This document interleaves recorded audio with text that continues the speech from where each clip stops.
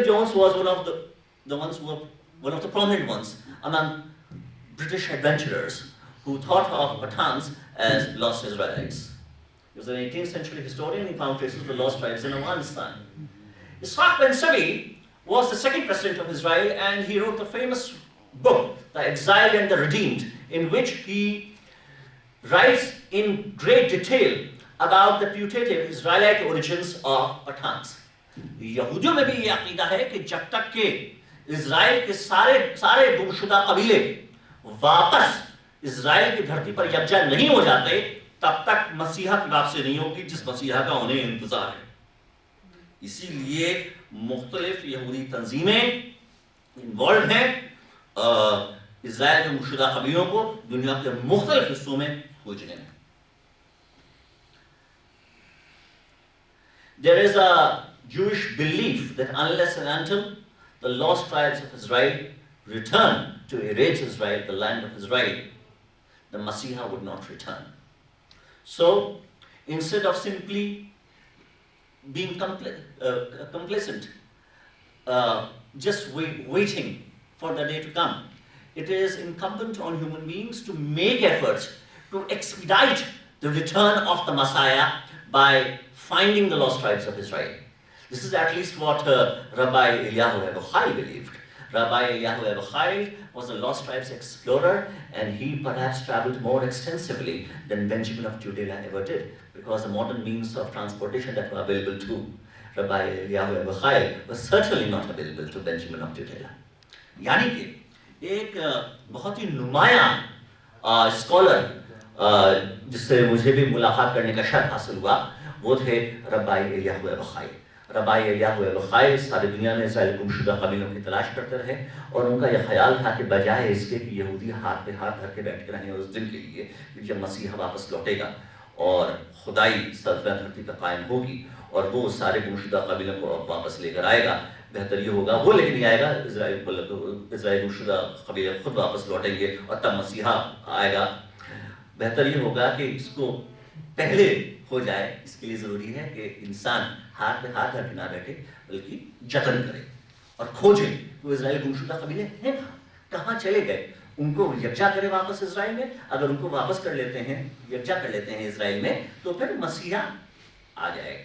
और मसीहा आ जाएंगे तो खुदाई सल्तनत में कायम हो जाएगी। यही वजह है कि जब हज़रत ने अपनी पैगम्बरी का ऐलान किया तो उन्हें यकीन था, उनका ख्याल था कि यहूदियों को तस्लीम करेंगे, और जब यहूदियों ने उनको बहैसियत पैगम्बर तस्लीम नहीं किया तो उनका ख्याल था उन्होंने इसलिए तस्लीम नहीं किया क्योंकि वो बनी इस्माइल थे और बनी इसाक नहीं थे, इसलिए तस्लीम नहीं किया। बनी याकूब नहीं थे इसलिए तस्लीम नहीं किया, बनी इस्माइल थे इसलिए तस्लीम उल्टा बोल दिया, माफ कीजिएगा, चूंकि वो बनी इस्माइल थे इसलिए तस्लीम नहीं किया, ये ख्याल था।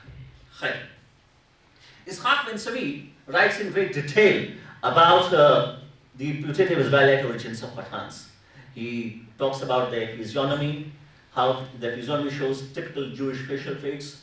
They are great champions of liberty and were known under British rule for their love of freedom and independence. The fact that this tradition and no other has persisted among these tribes is itself a weighty consideration. Ishaq Ben Savi का यह ख्याल था कि ये क्या कोई कम बड़ी बात है कि ये रवायत कि उनका शजरा इज़राइल गुमशुदा कबीलों से जुड़ता है, ये सैकड़ों सालों से, इतनी सदियों से पठानों में कायम है, उसके साथ कोई और रवायत कायम नहीं है।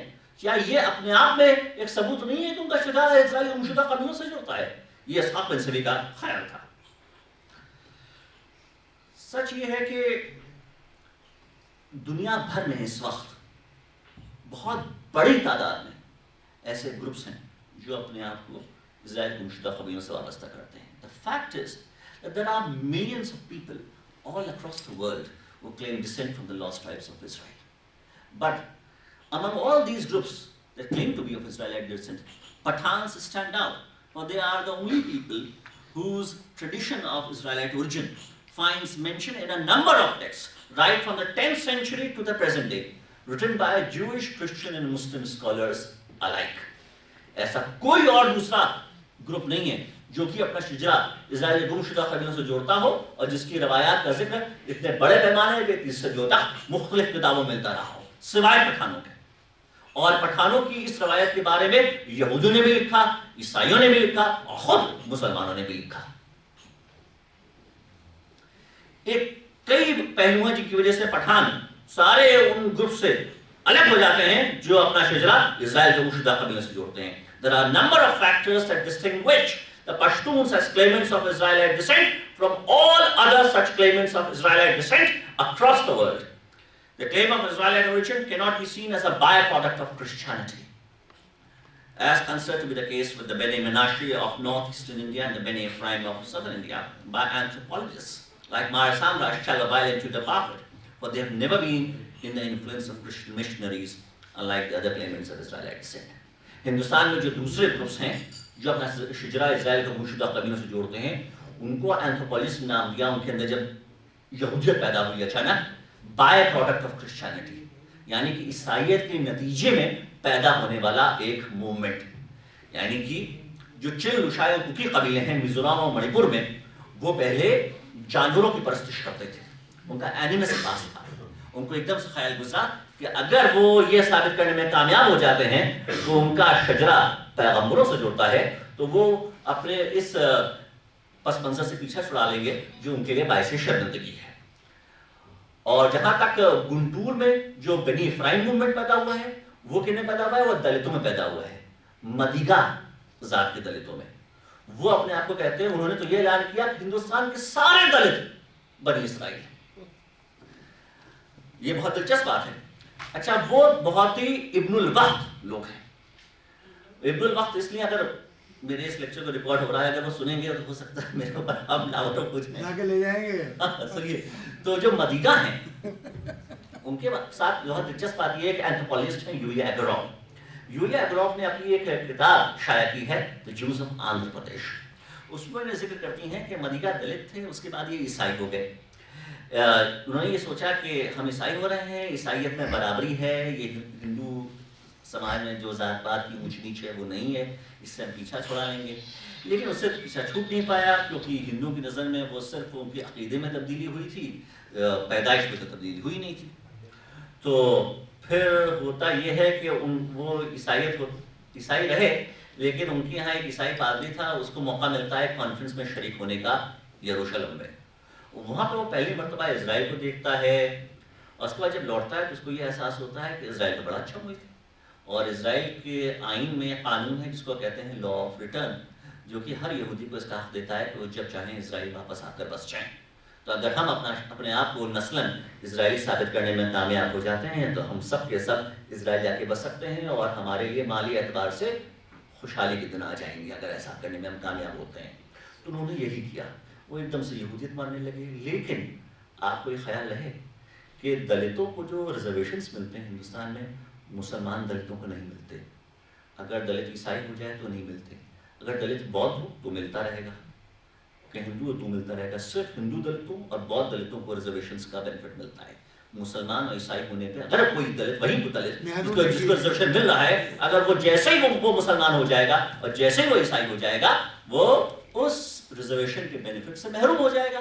तो वो सारे सरकारी कागजों में आज भी अपने आप को हिंदू लिखते हैं, क्रिश्चियन इवेंजलिस्ट के सामने अपने आप को ईसाई की तरह पेश करते हैं, और यहूदियों के सामने अपने आप को यहूदी के तौर पर पेश करते हैं, और तीनों से फायदा उठाते हैं। ये कहानी है बनी इफ्राइम की। This is the story of Beni Ephraim. That is the Madiga in Guntur district of Andhra Pradesh.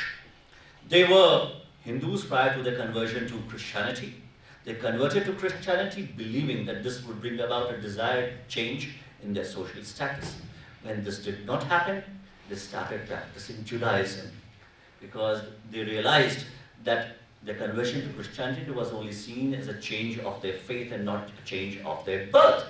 But if they could fabricate an Israelite genealogy, they would automatically get out of the orbit of the Hindu caste system. यानी कि ईसाइयत में तो सिर्फ अपना वो मजहब तब्दील कर रहे थे, लेकिन यहूदियत के मामले में उन्होंने ये नहीं कहा कि हम यहूदी मजहब को अपना रहे हैं, उन्होंने साथ साथ ये भी कहा कि हम नस्लन इजरायली हैं। इससे हुआ ये कि जब हम नस्लन हिंदुस्तानी हैं ही नहीं, तो जो हमारी पैदाइश से जिस जात को तुम जोड़ते हो वो सच ही नहीं, हम तो उसके दायरे से ही बाहर हो गए।